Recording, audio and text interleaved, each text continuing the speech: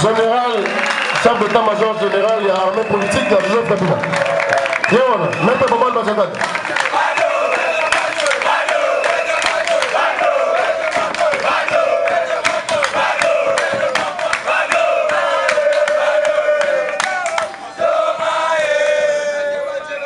Joseph Kabila viva. Tout dans la Bible, que Jésus a donné comme on est ensemble à la Moussa Batou. Amonisa bato bande komoni akomona te atambwisa bato bande kotambwama te tomonaka na Bible bayebisaka biso ke Barabas azalaka mobomi violeur moyibi moto ya mabe mais ntango baprésentaka Jésus na Barabas na miso bato baponaka nani Barabas nazoyoka te baponaka nani Barabas. Bato va comprendre il fallait le temps et le canal pour la bato va comprendre. Mais le lot on a 2020 entre Jésus et Barabas nani mokondi Jésus nani mokondi Jésus nani mokondi Jésus yango boka moite ndenge bazali ko diaboliser to côté les ma poto ya secrétaire national na biso on aura donné ya ma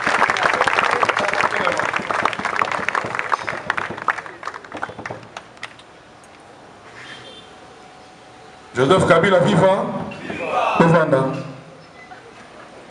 Joseph Kabila, président légitime Yamboka. Na kombo ya kimia atombola ki mapekate. Na kombo ya kimia alobaki lobaki te. Alobaki ke mboka nano. Ayeko jwa initiative. ABC bandeko na ye ba pays africain que bino boza na contact na bandeko na ngai ba congolais ko bazali ko sala mokulu bo contacter bango bisa bango maboko na ngai yango po na kimia na mboka na ndimi to ya to sulula baloba o balingi po na kimia boza na ngai Joseph Kabila azalaki na pouvoir, il avait l'armée, le service de sécurité, il avait le peuple et la légitimité. Mais au nom de la paix wana atalaki ngai na bino. Albiso ki bitumbaye peuple ne mutu akomona pasi. Ami qui dit ça qui au nom de la paix. Bomona ki ba belligérant bayaki awa na mboka na biso na ba soda na bango na minduki na bango mona ki angote. Bongo baye bafandi. C'était au nom de la paix. Makambeleka ki mingi pendant 1 plus 4 ans ne sala matin na mboka oyo. Mokonzi ya mboka akabola pouvoir na ye. Joseph Kabila andimaki yango mpona kimia. Tout ça qui pratiquement comme en 2004 tina 2006, n'est-ce pas? Na président moko na 4 vice-présidents. Mosusu abandé ko gérer décentralisation. Mosusu Ecofin.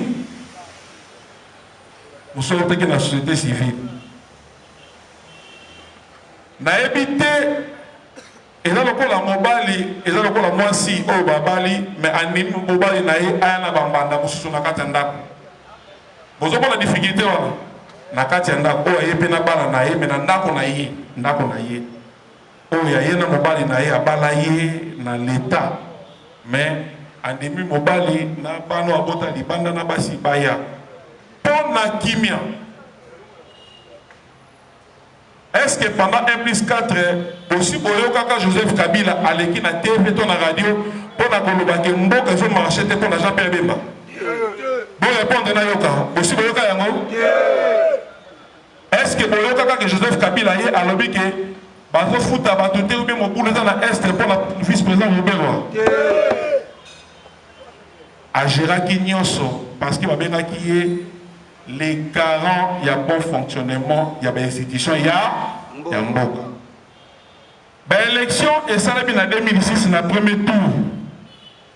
Et ça l'a dit président Joseph Kabila, na candidat Moussoussou, baleki na deuxième tour. Vous voyez pas qui est en haut? Donc il y en a qui na deuxième tour. Après l'élection, et ça l'a mis. Et c'est là que le président Kabila a gagné. Mais tant que le président Kabila a gagné, Jean-Pierre Bemba a linga qui gondimate, alba ko pesa mobulu. Botala eloko mosusu président national na biso autorité mbala se. Ono ya kimia, ono ya paix. Alonga ki nanda ko na ye, ake ko luka président Jean-Pierre Bemba pour na ba solo la. Boyebi yango. Ba solo li. Na évité depuis l'histoire ya mboka oyo ebanda kobanda na président Kasavubu, Maréchal Mobutu, Mouzé, Joseph Kabila, lelo oyo na président na biso Félix Antoine Tshisekedi, bosi bomoni mutu oyo azali na kimia lokola Joseph Kabila. Na évité aussi bomoni. Joseph Kabila azali lokola ba prophète, bokondi mangaite. Mais je suis un croyant. Ma prophète, au début, ma Élie, ma prophète, il y a même ma frère Branham, bazalaka batoloko la biso. Mais tant que bazalaki na mokili, batouandimaka bangote. Mais tant que makambo balobaka pendant que bazalaki na mokili, comme il salama, c'est alors que tu dois reconnaître que bazalaka ma prophète. Yango na koyebi sabino lelo. Bezelate batouandima, musala ya makasi oyo. Autorité morale na biso Joseph Kabila sali lelo. Faut qu'on tika temps. Bon moni histoire ya Barabas ndenge le kaka. Lelo biso mutu nyesha na mokili ayebi que Jésus est le fils de Dieu, c'est lui le Christ. Il faut passer par lui pour arriver auprès du Père. Le monde va reconnaître un jour que Joseph Kabila fut un grand président africain. Dites Amen. Amen. L'isolo sur les Kalamboka, l'isolo yabana ya Nzambe. Les gens qui ont un esprit averti. Na lobaki awa ke Nzamba lobaki tokoyeba batu na misala na bango. Na o baza ko lobate. Élection et salami. Il y a eu des pressions ci et là, chose qui est normale. Mais Joseph Kabila a donné Kolobake, son naïe, ezali déjà la Katia constitution. Et qui Kolobani? Et les gars Kolobake, mon conduit en boka, à côté de la fonction de l'installation effective, il y a président élu. Mais là, comme on a Kolobake, on n'a pas y pas. Ezanini. Joseph Kabila,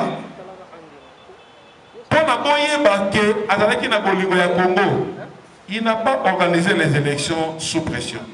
Il n'a fait que respecter la Constitution. Qu'est-ce que cela veut dire? Joseph Kabila a organisé une élection dans Mbongo ya Congo. Vous voyez bien, cela veut dire quoi? À se préparer pour organiser l'élection. Donc, quand il a organisé une élection sous pression, il y a opposition, ceux qui te montrent qui, soit Union africaine ou bien communauté internationale, baye na Congo, n'est-ce pas? Baye na Congo va organiser une élection. Non. Ça c'est une preuve. Batou bazo bosana. Lelo oyo balingi bakoma ba donneur des leçons. Mais je vous dis c'est le temps. Et dans ma bongisi ya Nzambe. Constitution oyoyo toza ko bundela. Constitution oyoyo bango bazali ko violer. Boyebi ke bato bakufa pona yango. Tango bazalaki na bokonzi te ezalaki constitution ya nani ya Kabila. Lelo oyo IDPS ekomi na bokonzi ekomi constitution ya nani ya IDPS, n'est-ce pas? Bazali ko violer yango ndenge balingi. Na ko expliquer bino violation wana. Awa tozali koloba awa ezali opinion politique tozali ko pesa. Mutu akoki ko intimider biso te. Joseph Kabila, il a tout fait pour qu'il y ait la paix au Congo. Pendant qu'il y a une élection salama, le pays frontalier nyonso, le président Oyoye Tangabo Tamaki Akutaka Bango na Bokondi. Basali. Vous voyez bien pendant que le président, et ce même président-là, il va soutenir il y a l'homme qui non. Je dois respecter la constitution. Mais beko ya mboka ya monde eko sala pona Congo ekende liboso. Balobi que Joseph Kabila a violé une élection pona alekisa ki 2 ans.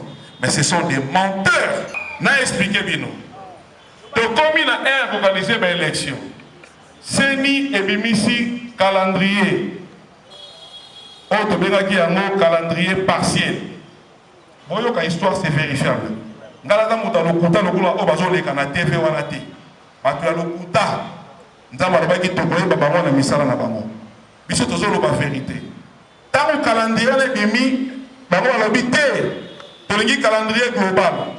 Au nom de la paix, Joseph Kabila aye liboso yabapona mina congrès animi que passe à la calendrier global. Et dit global, élection à président, à député, à bourgmestre, comment dirais-je, à conseiller municipal et consort.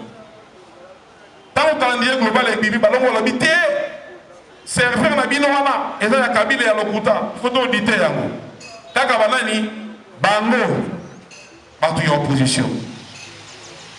Joseph Kabila, pour les élections apaisées, Nandimi.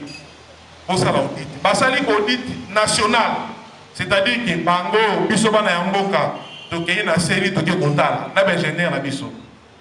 Ingénieur na Biso, Basali rapport que non, ma machine est bien, ma faille a Mike, dans mon état, mon boyémen, et dans ma machine est bien. Rapport, on te va corrompre Bango, Basali audit international. Bamindele, le Kola Bango, on a Mindele, Banzambe na Bango. Bamindele baye. Bamindele bapesi même résultat. Banobi oui, ma machine mais évidemment ma défense amike, moi lanterne, ma photo sur ma bienté, ma image sur ma bienté ba bandela yango. Ba bandeli yango. Tango bango bake bandela basango. Basango bake ko mona mo konti mboka. Soki na solo balokuta moto to ba mosabi a rappeler ngai. Eza makambo leki na mboka. Joseph Kabila yami basango. Basango basena ki audience. Sans qu'il y ait makambo bagoye bisaye. Basango na banani ba besholi. Ba papa na biso monseigneur Mosego. Baskaka o basango na biso wana. Joseph Kabila président yami bango. Alabi président tala makambo ndenge leki to moni nungu za na mboka to kena ba élection boyete. Pour ko senga yo ko informer yo que tika bitu solo na ba to ka makanisi na bango nyonso et puis to ko yebisa yo basango bakei basanga ki 3 jours bakei basali soki 3 mois ba ko zonga balobi président opposition balobi pour le moment bakasi ba ke élection ndenge ni ba na mbongo te pour la campagne bozola ndangai bino ko gérer ba campagne ba ke ndenge ni campagne photo ba ko mo bimba yango basengi ke to bimisa gouvernement moko na bango pe bakota Quand IDPS, c'est pas quota. Donc, il y a les mois 2 ans de transition. Après, tout ça, l'élection, puis c'est plutôt au Mambo. Ah, président, Bongo. Bon, au nom de la paix, moi, je n'ai pas de problème. C'est que vous oubliez que dans le régime Moko, semi-présidentiel. Cela veut dire quoi? Le chef de l'État règne, mais il ne gouverne pas. C'est le Premier ministre qui répond devant le Parlement. Donc, le président Joseph Kabila, il a fait et le fauteuil présidentiel et la majorité au Parlement. Mais au nom de la paix, il a accepté. Quand je dis au nom de la paix, faisons une étude comparative. Na l'État qui na Brazza, na Côte d'Ivoire, na Bamboka Ebele. Bitumba ebimaki, batu bakufaki, bisusu bakangamaki. Pour le président a beau concéder une parcelle, même pas 1 mètre à pouvoir là. A été déjà qui armé la police dans ma campagne.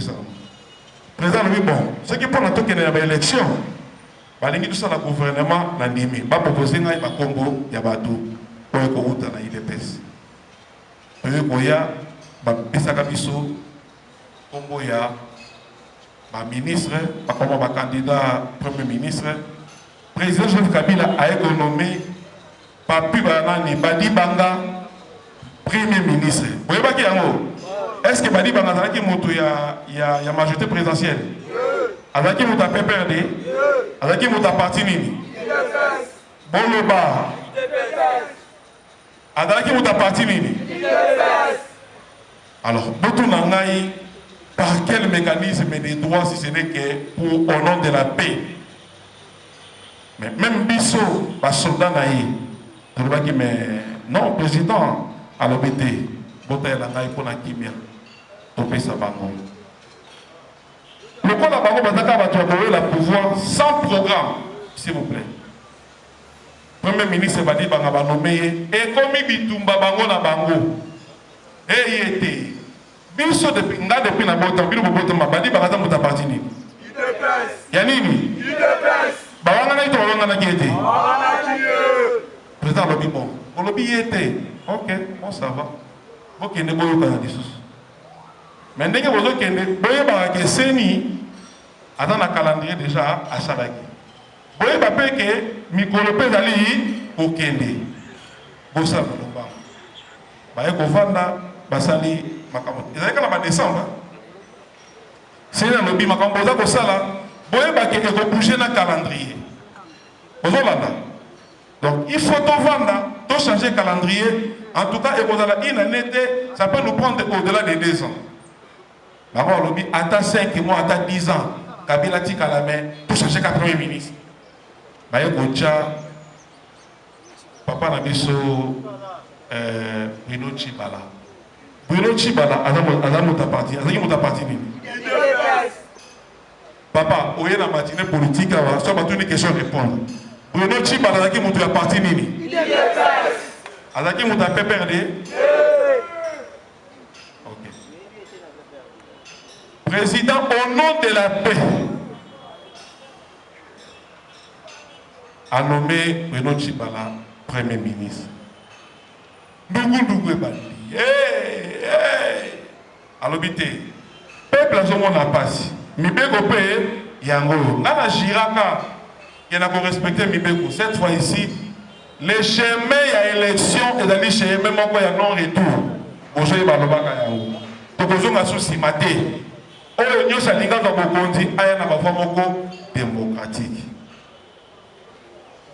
Je voudrais vous rappeler une chose que le mode d'accession au pouvoir, dès que tout le temps la droit constitutionnel et dans la cooptation, cooptation, c'est quand même des cooptations directes et indirectes, et dans la carte.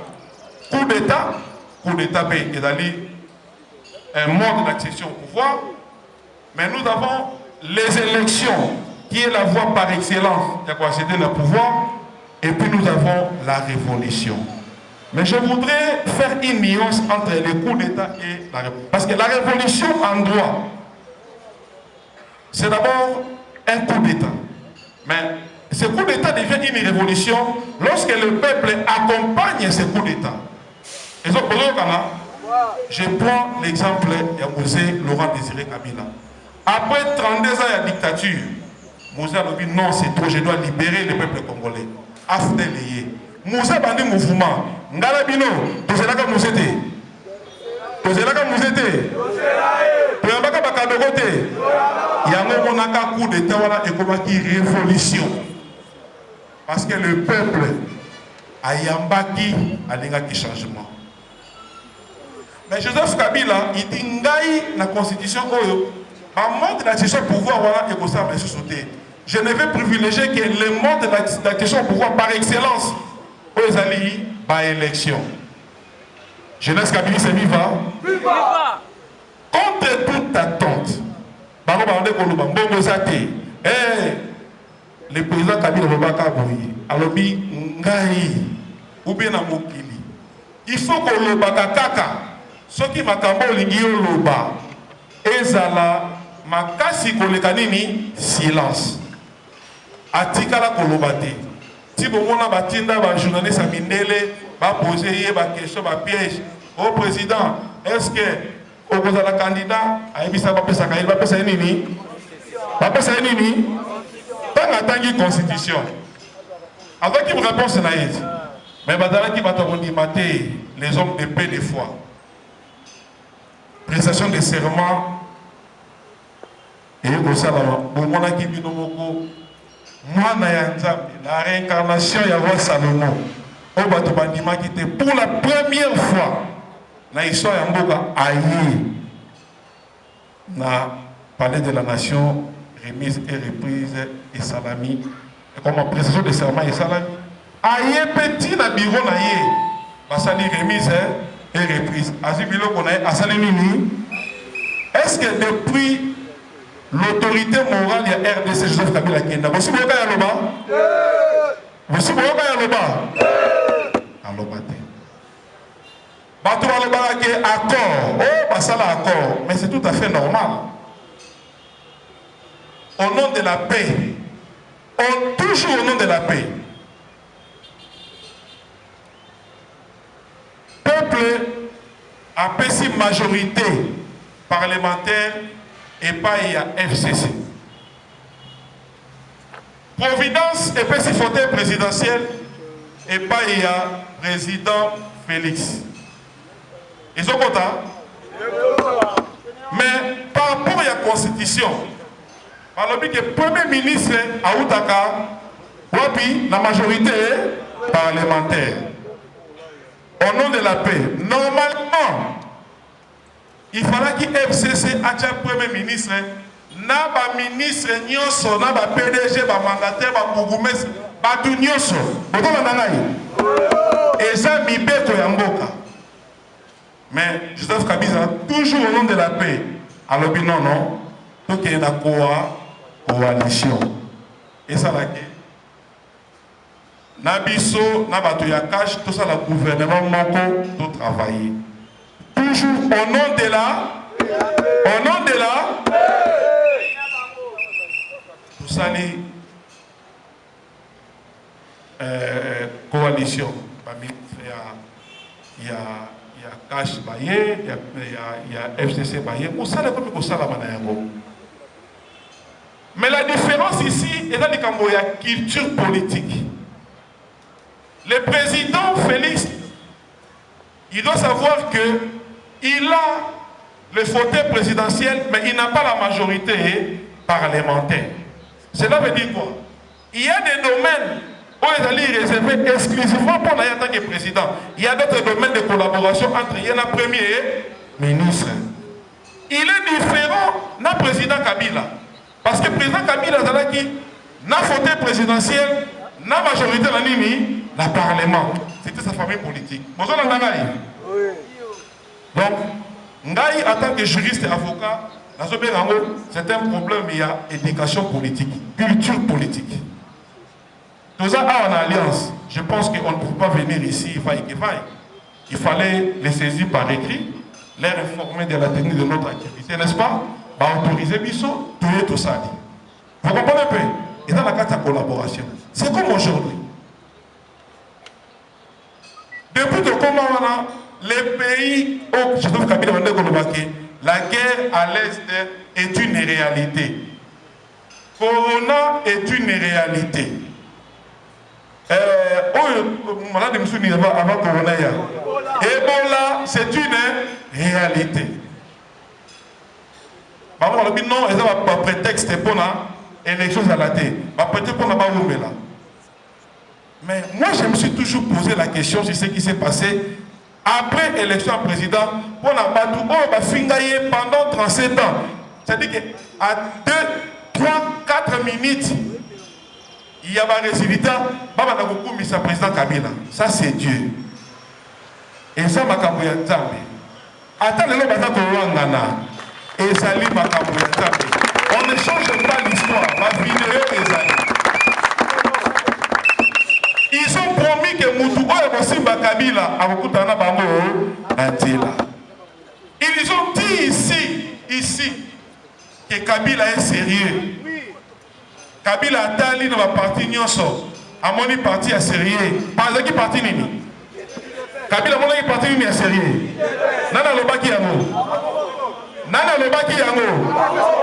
Ezali national dunia. Ezali Bajekati. Ezali Gauthier. Nana le baki yango. Yabiso. Moussikati. Bango moko ba ko lobaki Kabila ezali collaborateur sincère. Ça ne venait pas de nous. Quand on a son loba, on pense à l'histoire de Jésus, na ya Barabas, Moussala et Badi Moussala. Certes, boye balelo que guerre froide entre Chine et les États-Unis d'Amérique, bisous nous tous allons en partie. Boye que pandémie à Covid-19 et dans une incidence économique. Je pense qu'en toute responsabilité, il faut voir comme ça peuple que nous avons des difficultés, n'est-ce pas? Bon comprendre le Kenya. Mais Bango va compliquer profunda. Mais ils oublient. Et dans le cas là, moi si, au delà qui na moi si, au moins si on a beau takate, moi si on a beau takate, au bengani, ok son maman y a pas na 4, au yene nanda kunayo, au tché pour na bota. Maman va beau takanaye. Yo depuis quand on y est, vous savez, il n'a pas de botate. Oh, maman n'a pas de botate. Moi, si on n'a pas de botate. Mais aïe n'a pas de botate. Yo moto botate. Ça va nini? Ça va nini? Tout le qui est malin, FCC a bloqué tout ça. FCC nous bloque.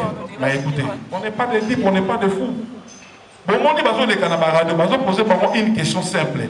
FCC a bloqué, mais on a ni.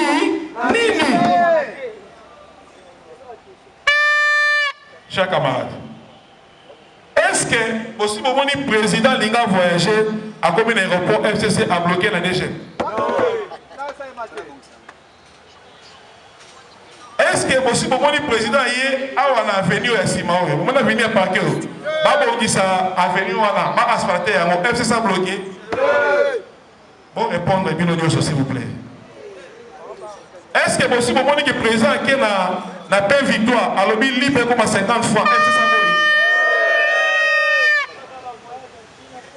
Est-ce que possible que le président Kamapa Ebi Zemboya à l'objet ceux qui n'ont pas lu pardon pour me manger la maman est montée? C'est une chanson interpellatrice.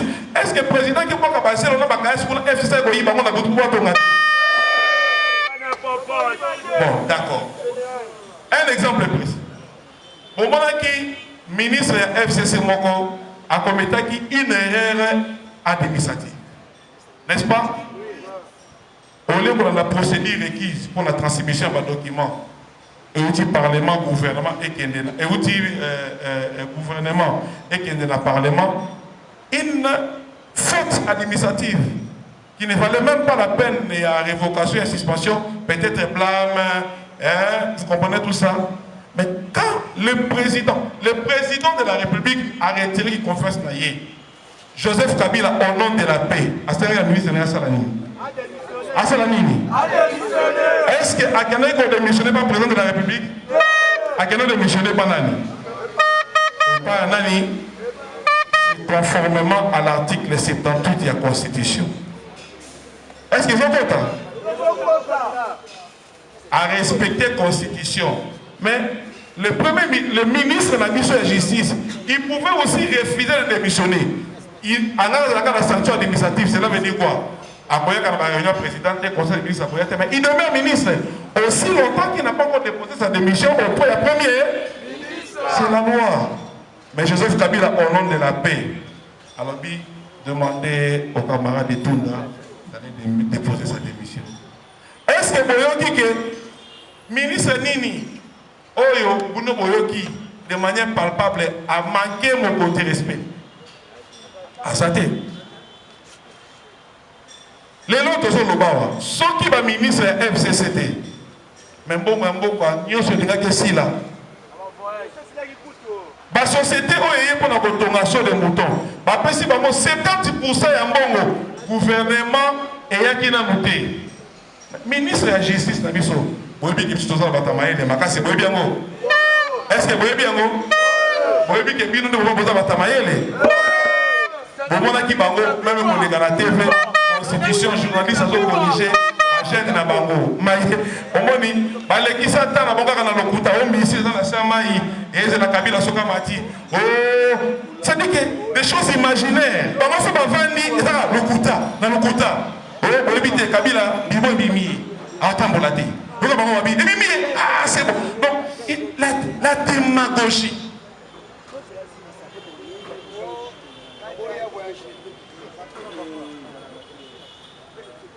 Au nom de la paix, Joseph Kabila a tout accepté. C'est-à-dire que Batumboli, Bafingi, Balobi, Basalibwe, Yakangineka Maboko. Les ministres de la Finance en plein conseil des ministres. Alors, excellence, monsieur le président. La société de Okuta, Awawa, Basu Bambongo, 70. Ils n'ont même pas de siège ici. Ils ont la bureauté. Mais c'est que le Bolukabango est zate. Mais c'est l'État qui a maté. L'État a trop pu s'en bon été. Au moins, va expliquer Bissot. Bon, Bassi, Bassi, Nayango.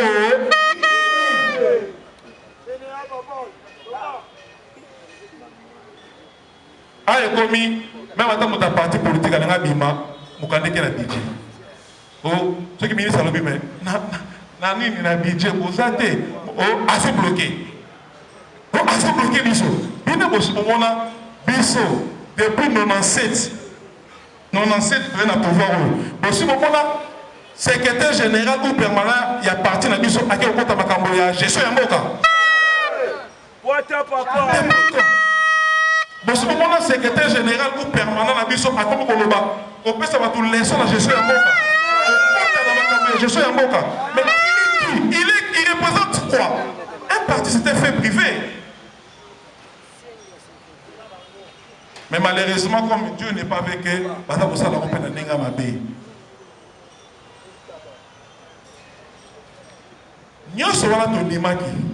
mais pour continuer la provocation, il faut violer mes bébés. Babandi Liboso, qu'on nomme la CNCC. La SNCC. Alors, mi bébé il faut contre saint. Contre saint, contre saint, et là contre saint. Et là, ceux qui vont signer, le président va signer, le premier ministre passe à la ligne. Basali à Liboso. Et puis si Makelele, d'ailleurs, le ministre a portefeuille, parce qu'il doit poser des actes qui sont conformes à la loi. Aboyi Kondimayango. Et ça, le président Kabila Lobi, non, au nom de la paix. N'est-ce pas? Nous sommes très matures politiquement.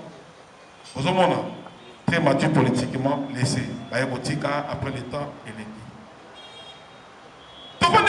Pas surprise. Non, mais il y a plus ou moins 30 ordonnances signées en violation de la loi, chers camarades. 30 ordonnances en violation de la loi. On a laissé passer au nom de la paix. Et comité, dès que Basali est allé à président Yakou constitutionnel a démissionné. Je pense qu'il revenait au président de la République à substituer et à remplacer. Parce que la première fois, Azouta et Panaï, Ndenge Balobi, ils ont la 3. Baouta a l'initiative, il y a président de la République, 3 il y a gouvernement, 3 il y a conseil supérieur à la magistrature. Mais toujours dans le cas, il y a provocation, il y a violation intentionnelle, il y a constitution. Accueillir pour remplacer le mandat de Sala sans qu'on respecte les procédures. Mais chers camarades, Mibeko et Ligi Kolobateke, vous avez la constitution, surtout au Yabisolo. Balinga qui dit que Moutoumoko Sokaye a se pérenniser au pouvoir. Nous devons. Balingi Ngai ne boso monanga. Chaque jour, je vais combien de téléphone, un message qui va au Kangangai. Je vais avant-hier, dans le numéro masqué, je vais jour na bossa sur matinée politique, en tant que chef de l'État, en tant que président au Kangangai. Mais, quelle dictature! Est-ce qu'ils pensent m'intimider pour avoir opinion politique? On a compris ça. Qui les attendent? Si j'enfreins la loi, dans combien de réfractions donc combien qui viennent m'arrêter? Je suis un procédurier. Mais l'intimidation, on ne va pas cesser. Parce que la constitution ici est l'émanation et la volonté et le peuple incarné par Joseph Kabila. Le sang et le peuple est coulé qui pour la constitution pendant pour le côté Joseph Kabila n'a rien fait. Joseph Kabila c'est un autre côté. Aucun ne peut Kabila. Mais Kabila est parti, s'il vous plaît. Le président Kabila n'est plus là. Oh, il y a ça va quitter. Mais c'est tout. Il n'y a pas de débat. Chaque jour, Kabila. Oui, c'est l'amour. C'est la haine. Moi, je pense que c'est l'amour. Hein? Comment on peut appeler ça? Liboso ya siège na bango wana. Asphalt wana. Bango basala yango. Depuis baye basali nini wana. Qui nous disent qu'est-ce qu'ils ont fait de concret. Alors, nous ne devons pas nous laisser intimider. On va continuer jusqu'au sacrifice suprême. Il y a qu'on respecte la Constitution.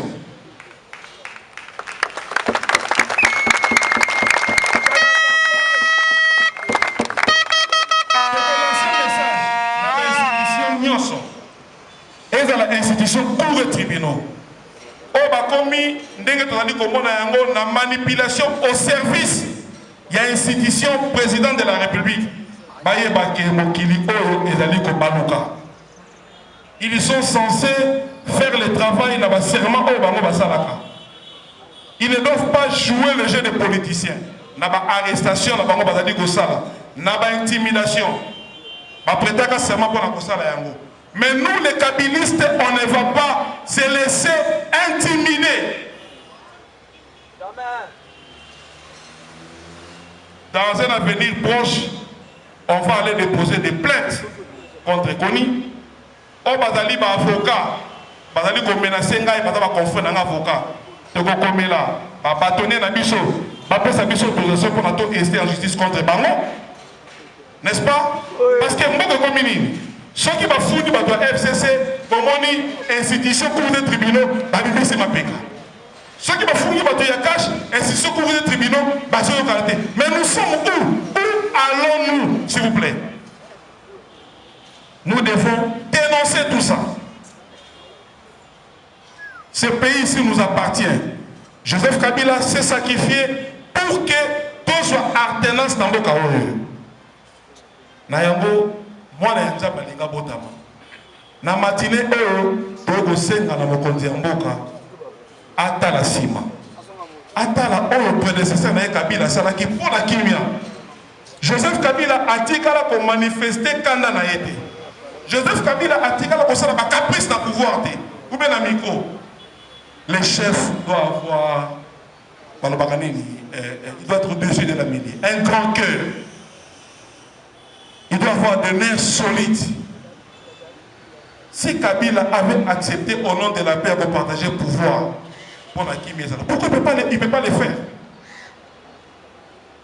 Est-ce que c'est pour autant que le président, il faut attirer combien que ce conseil des ministres, organe décision pour la Yoni Alipa, pour la te fêter bien. Est-ce que c'est normal? Non. Camarade, est-ce que c'est normal? Non. Oh non.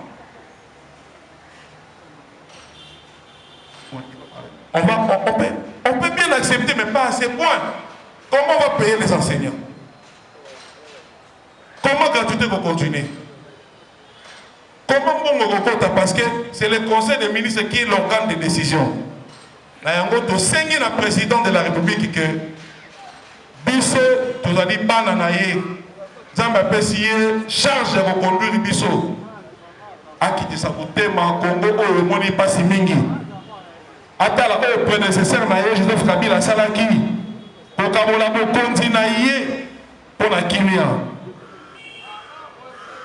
A sali ba concertation, ba audience, ba nyoso ba sali. Est-ce que vous empêchez? Pas ça me conduit en boca. Bisso et l'autre sengi na président qui est dans la caution pour la peuple a soit ba décision pour la conforme na constitution. Vous entendez? Et l'autre sengi na président qui c'est lui le garant du bon fonctionnement des institutions. La décision qui est conjointe, du peuple. En tout cas, c'est un président, on ne peut pas l'induire en erreur. Il a des conseillers, à cause de la condensée, à ma compilation, comme mais à cause de la boucle Yamboka, à son boucle Yamboka, attends, ma camarade, est-ce que ça conforme à Mibeko? Ce qui Makambu président Koloba et qui est conforme à la constitution, nous allons tous appliquer l'article 64.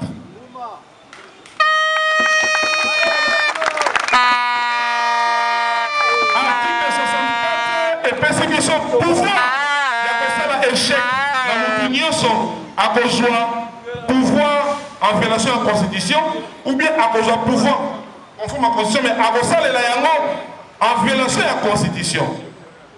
Donc, ça là, tu peux mettre échec. Commettre échec, et dans la finalité. Commettre échec, et dans la finalité. Et dans l'OPC, comme ça, la grève de faim, vous voyez bien, la marche, n'est-ce pas? Pacifique, la déclaration, l'appel. Donc, bon, c'est la paix, de causer la présidente. Mais bon, c'est la paix, ceux qui, la décision, à cause de en violation intentionnelle de la Constitution, nous allons appliquer l'article 64. Dites Amen. Dites Amen. Maintenant, nous allons prêts pour appliquer l'article 64. Yango, na sengi na bino nyonso, ba président ya ba commune, ba président ya ba district, ebo kozonga, bo tenir ba réunion, bebisa ba camarades oyo bazali awa te. Qui est tous à la près pour sauver la constitution de Bissau. Nous continuons à saluer. Merci, camarade Badjegate. Mon comité,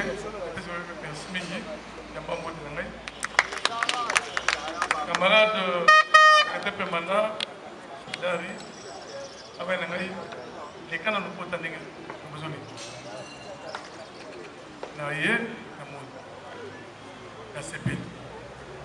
Vraiment, il y a une bonne impression. La jeune est bien qu'il est jeune.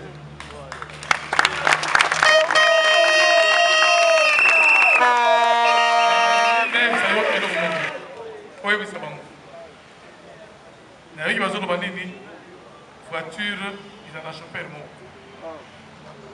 Voiture, ils ont quitté la Joseph Kabila.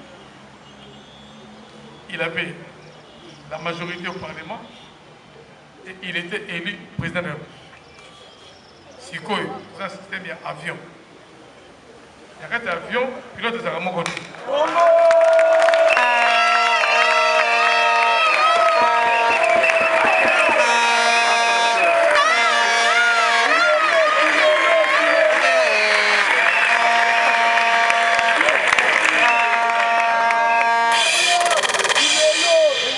Bandeko Boboto. Avantage de choses que tu sais pas ensemble. Quand tu montes en avion, on a voté ma mise à tout. Tu vas rater un pilote, un copilote. Tu peux voir qui est le vrai pilote et le copilote.